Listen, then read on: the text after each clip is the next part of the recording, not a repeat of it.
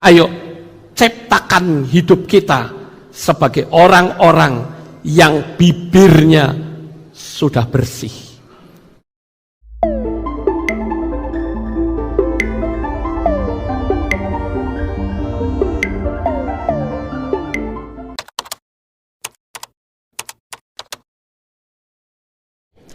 Pada pagi ini saya akan menyampaikan satu tema yang saya beri nama, bagaimanakah sikap hati saudara saat saudara direndahkan oleh orang, tidak dihargai, bahkan cenderung dilecehkan.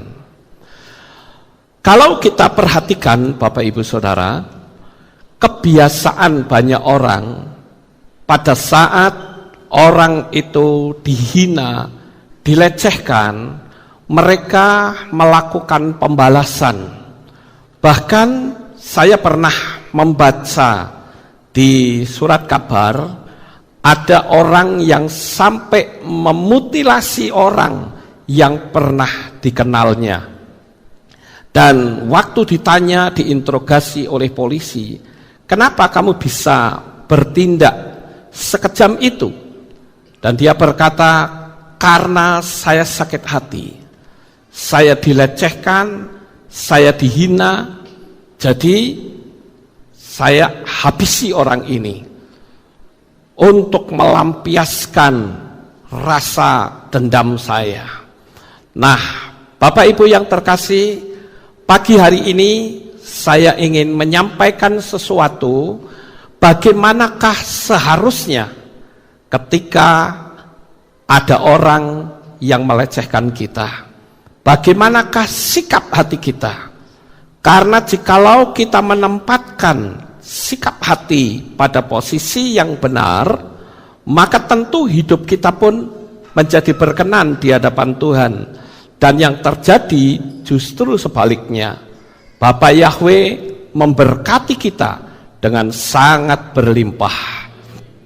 Nah, yang pertama Bapak Ibu adalah berpikirlah bahwa sebenarnya orang-orang yang melecehkan kita, orang-orang yang membuli kita, orang-orang yang menghina kita, itu adalah orang yang hidupnya tidak bahagia. Sekali lagi, orang yang melakukan hal seperti itu, orang yang hidupnya tidak bahagia. Kenapa? Karena kalau dia bahagia, dia pasti akan sibuk dengan kebahagiaan yang dia miliki. Amin, Bapak Ibu Saudara. Tapi karena tidak bahagia, ya dia coba untuk supaya hatinya puas. Dia cari mangsa, siapapun orangnya, dia kritik, dia caci maki, dia hina, dia umpat, dia fitnah. Nah, itu sebetulnya adalah orang yang tidak bahagia. Nah, untuk itu jangan sampai mental kita turunkan pada level orang tersebut. Ini poin yang pertama yang harus kita ketahui.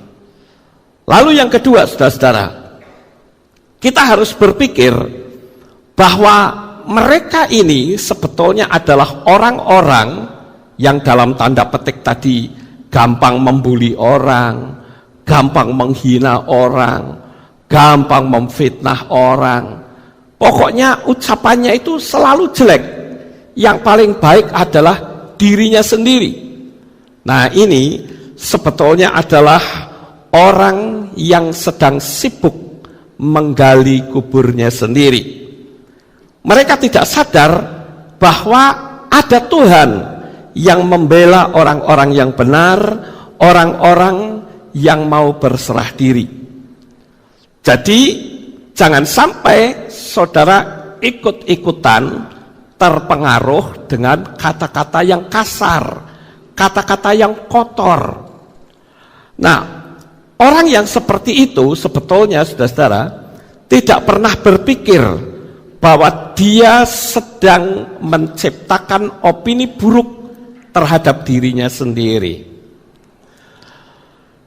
Karena dia berpikir bahwa dengan dia bisa merendahkan orang, dia bisa membuli orang, orang akan suka pada dia dan berpikir, wah ini hebat nih levelnya.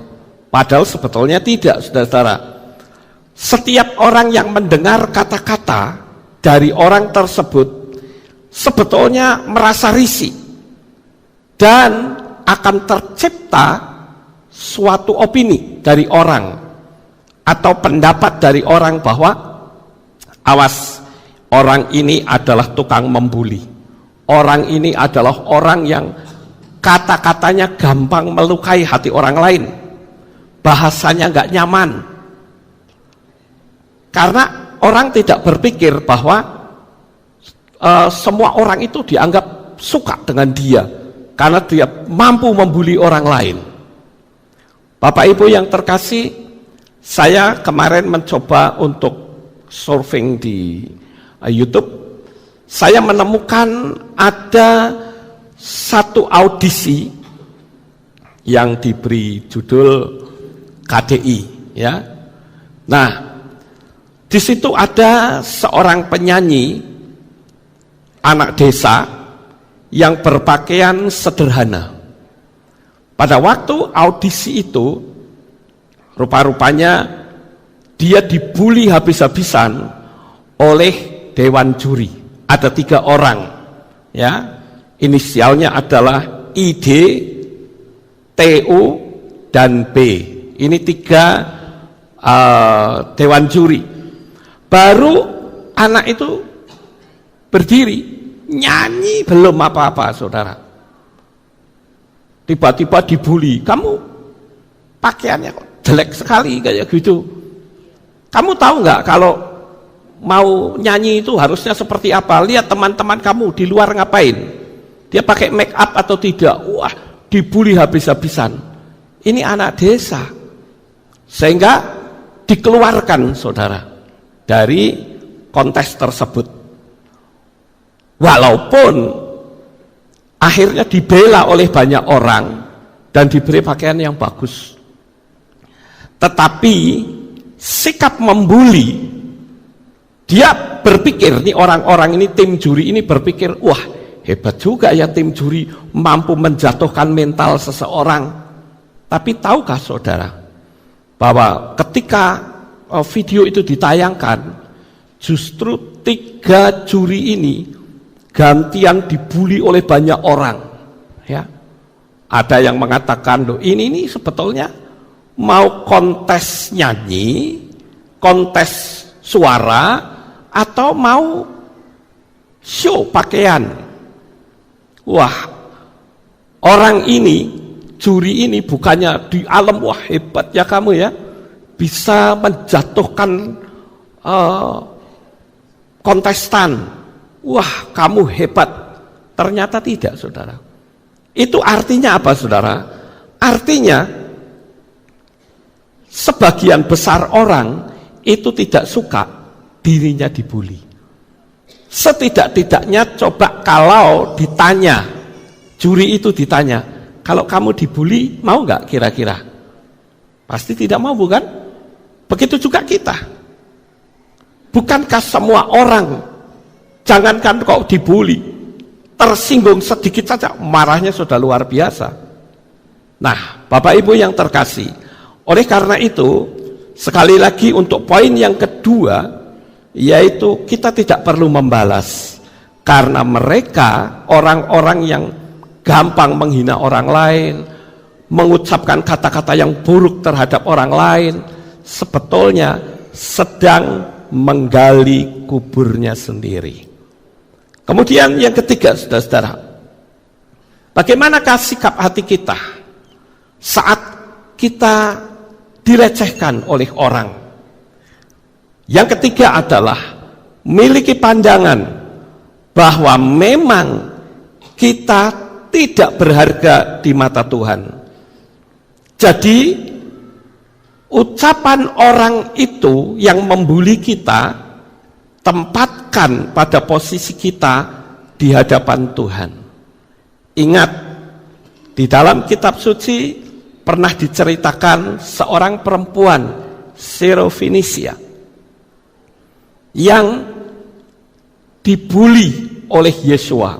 Sebetulnya Yesua itu bukan mau membuli, tetapi saudara, Yesua itu ingin menguji hati dari perempuan ini. Yesua menggunakan budaya pada masa itu, karena budaya masa itu adalah orang di luar Yahudi itu ibarat anjing. Tetapi orang-orang yang berusaha untuk ketemu Yesua, mendapatkan pertolongan dari Yesua, dia selalu mendapatkannya. Berbeda dengan orang-orang yang gampang membuli tetapi tidak pernah memberi solusi apapun. Gampang orang menyakiti hati orang lain tetapi dia tidak pernah memberi pertolongan pada orang itu. Nah, itulah tandanya bahwa Yesua sedang menguji orang ini. Kira-kira imannya sampai sejauh mana? Jadi selalu pikirkan hal-hal yang positif. Toh faktanya perempuan Sirofenisia itu mendapatkan pertolongan dari Yesua. Berbeda dengan orang-orang yang gampang menghina orang lain, yang gampang melecehkan orang lain.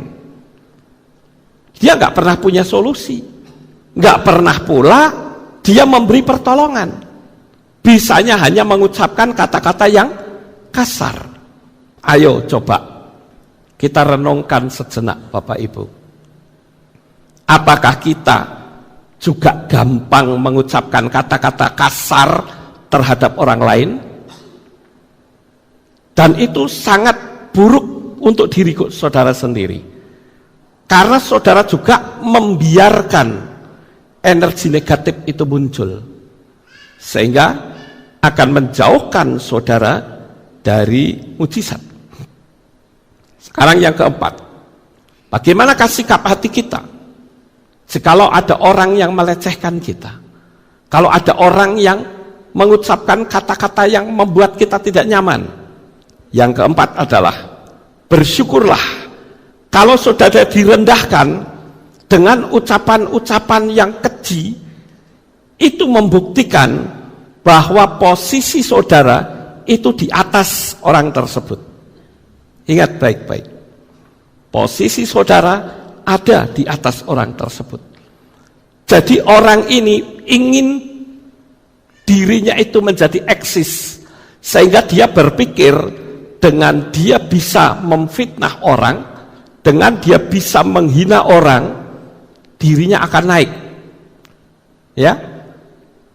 Tetapi sebetulnya itu menunjukkan bahwa diri orang itu posisinya ada di bawah dari orang yang dihinanya. Makanya ngapain kita menghina orang? Ngapain kita mengucapkan kata-kata yang kasar terhadap orang lain? Ya saudara, jangan kita tempatkan level kita di bawah orang tersebut.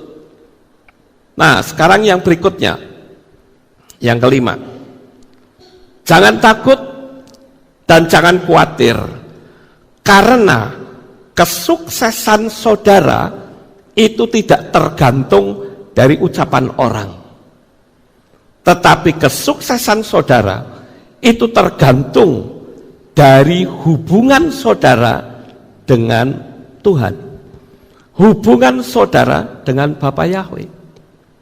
Coba sih kita sering melihat suami istri ribut hanya karena soal kata-kata yang mungkin nggak berkenan. Kenapa kita tidak diam? Sambil menenangkan diri, baru nanti setelah suasana reda, kasih tahu, Mah, sebetulnya ucapan Mama tadi agak keliru loh. Kan lebih nyaman, saudara. Daripada dia ngomong sedikit, kita nyolot. Akhirnya rumah tangga jadi berantakan.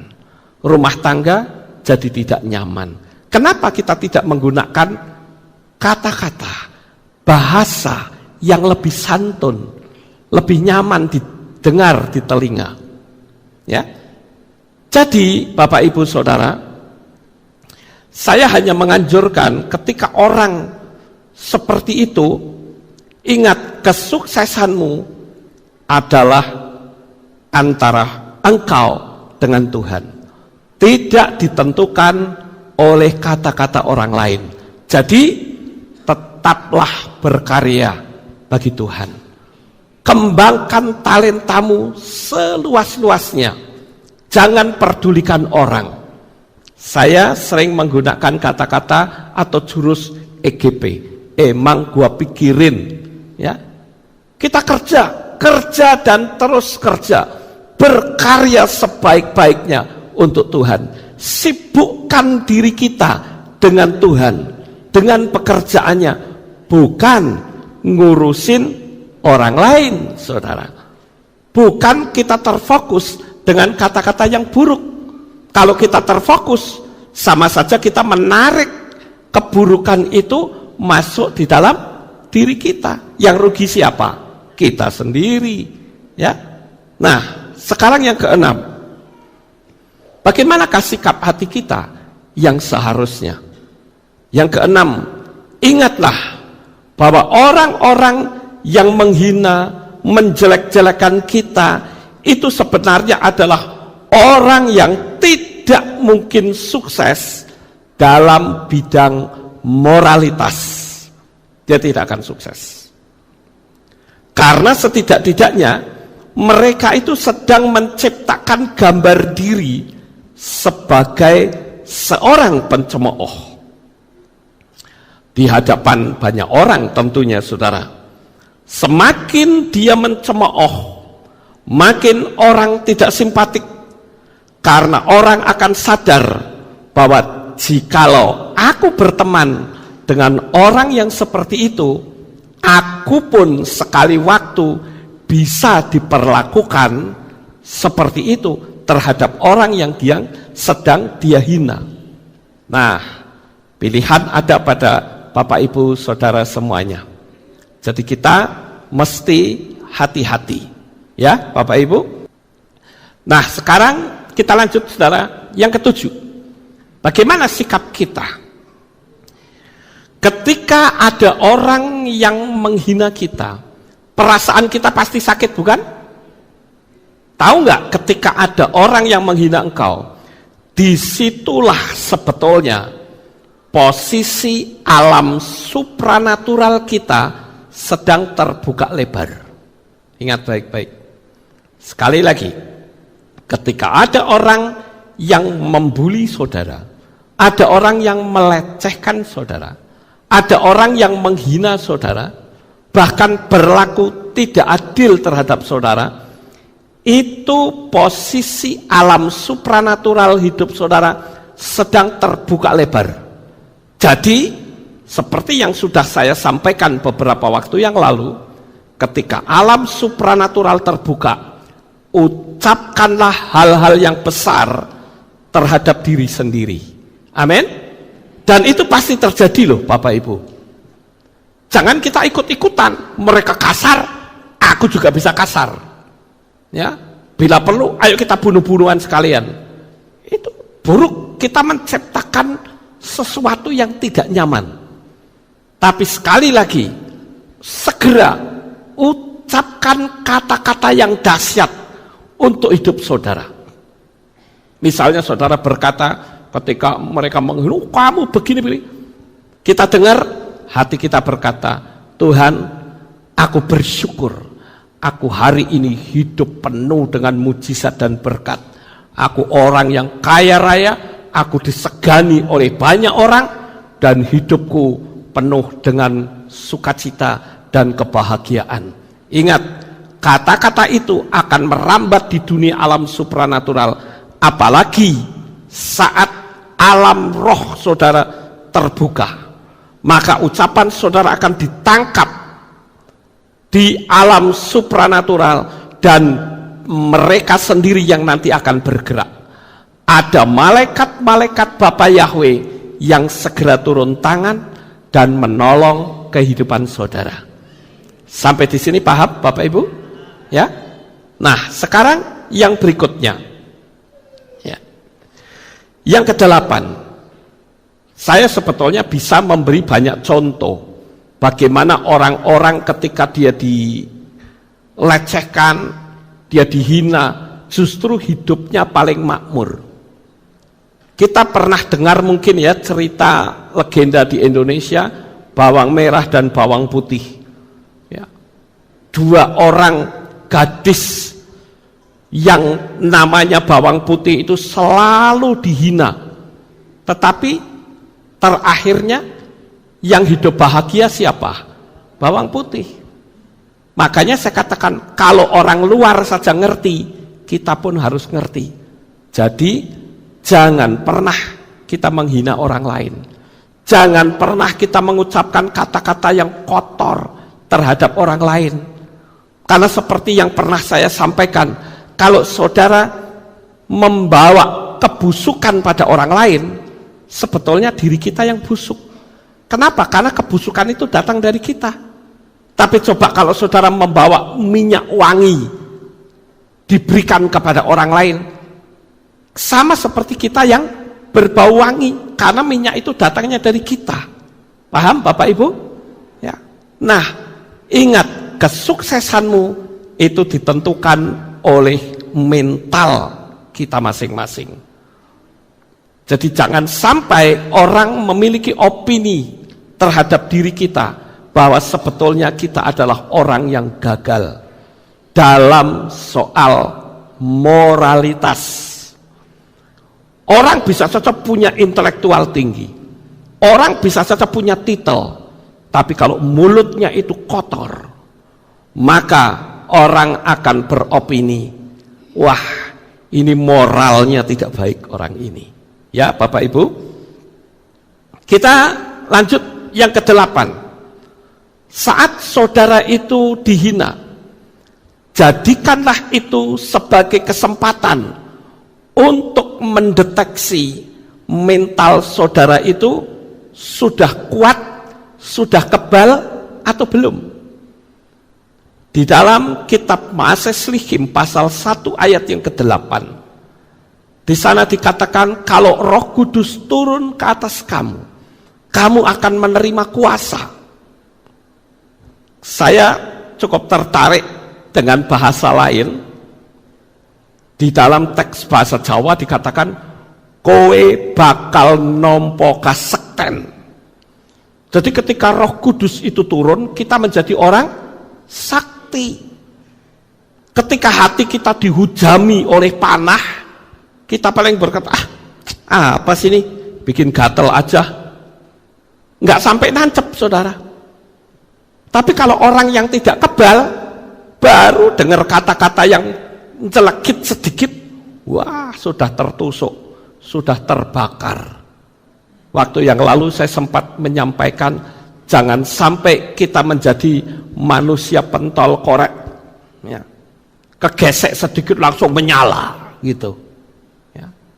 Nah, oleh karena itu kita harus berhati-hati, karena di sekitar kita itu banyak sekali orang-orang yang gagal dalam moral berusaha untuk menyerang kita.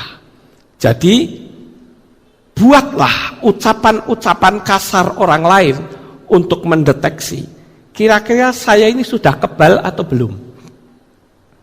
Kalau saya kebal, saudara-saudara, orang mau menghina sehebat apapun, emang gua pikirin, ya, kesuksesanku adalah terletak kebenaran hidupku bersama dengan Bapa Yahweh. Amin.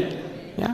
Dan sekarang yang ke-9, yang terakhir, saudara-saudara, berpikirlah positif.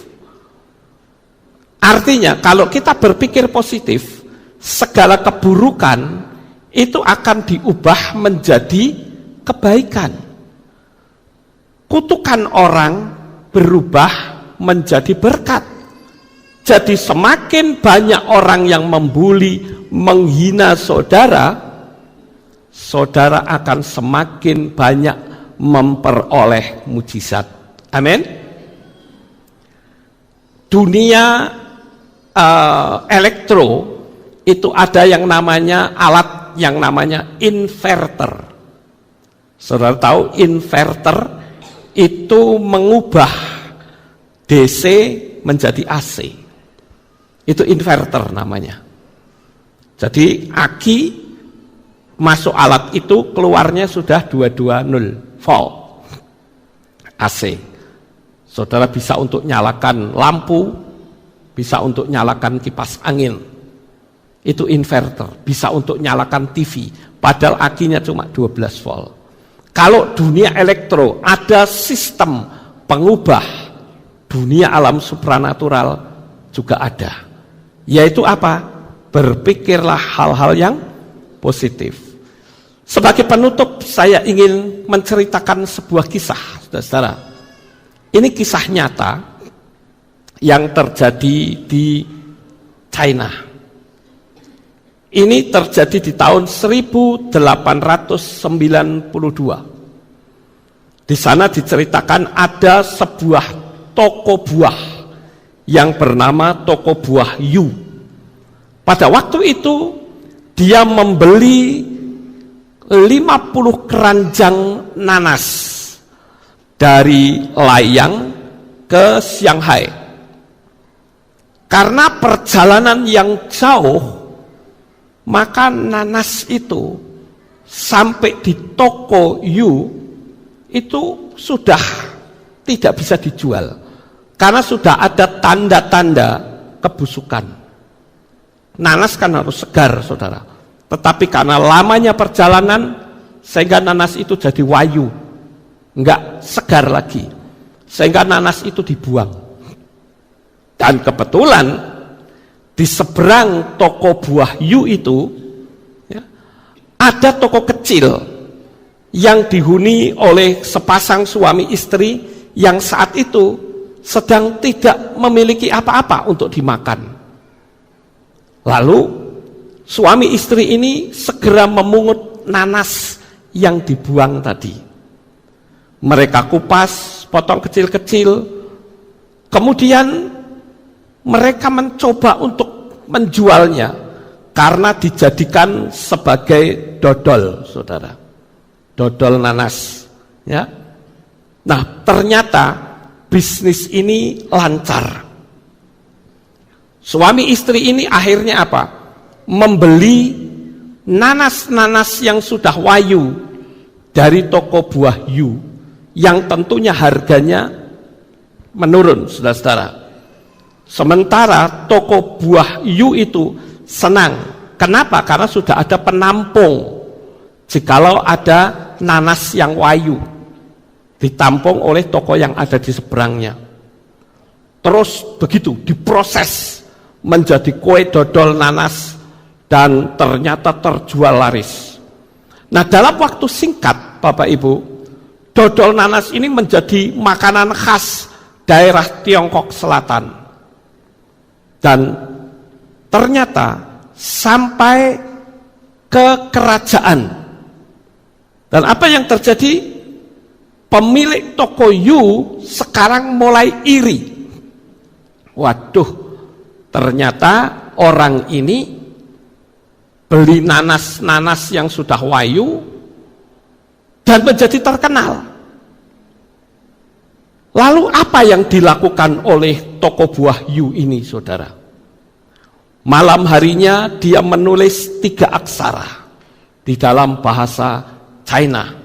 Dikatakan Tian Zi Dao, yang artinya adalah langit tahu. Lalu menempelkan di pintu toko kue dodol nanas tadi, saudara. Dan pada waktu pagi, suami istri ini bangun, melihat tulisan itu dia terperanjat. Waduh, ini bisnis saya ada yang mau merusak nih.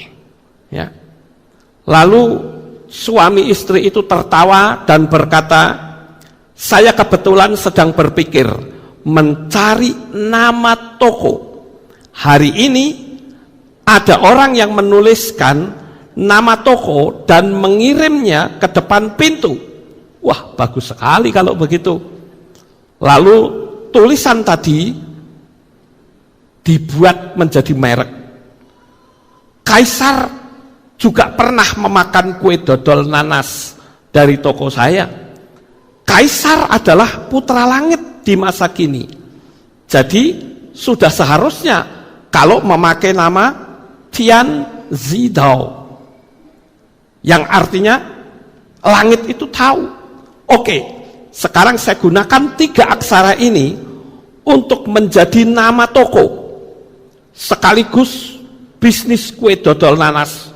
Dan ternyata semakin melejit, Bapak Ibu Saudara.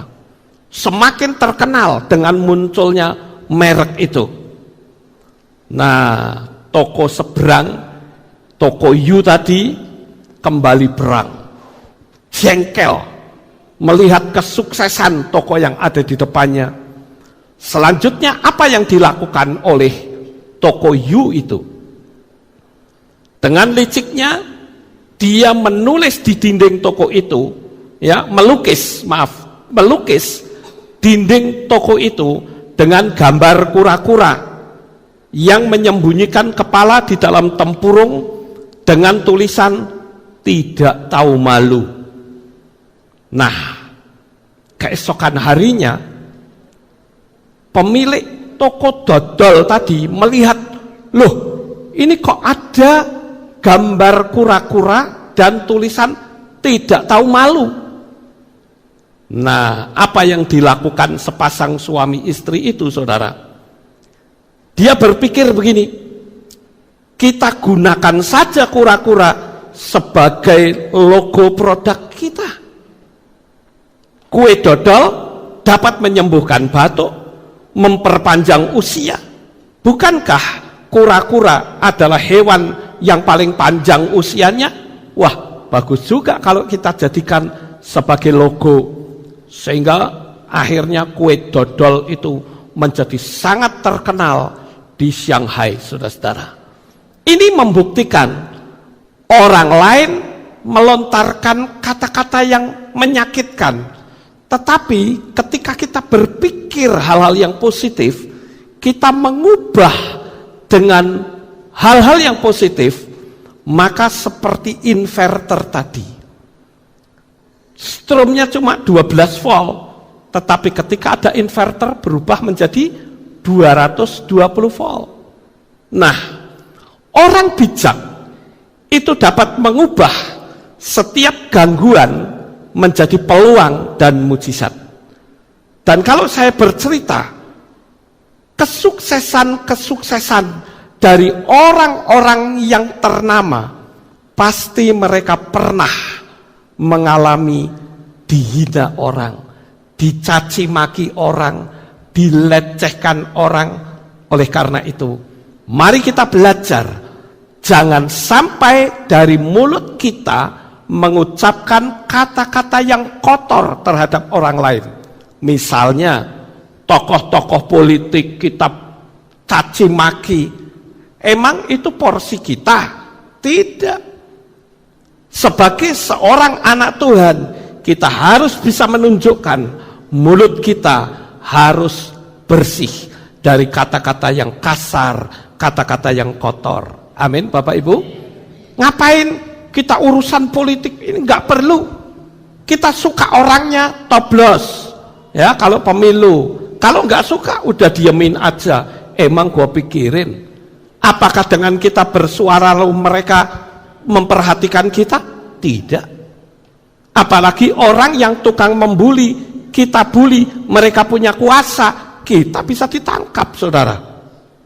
Nah, oleh karena itu, sekarang di hari Sabat ini, ayo ciptakan hidup kita sebagai orang-orang yang bibirnya sudah bersih. Bibir bersih itu bukan cuman ketika kita memanggil nama Yahweh, tetapi juga tutur kata kita, ucapan kita. Apakah ucapan kita bisa membangun orang, atau kita malah menjatuhkan orang? Tapi hari ini, kalau saudara nanti menjadi pelaku firman Tuhan yang saya sampaikan pagi ini, saya katakan, persiapkan dirimu, kesuksesanmu sudah ada di depan mata saudara. Sukses besar untuk saudara. Bapak Yahweh memberkati. Haleluya.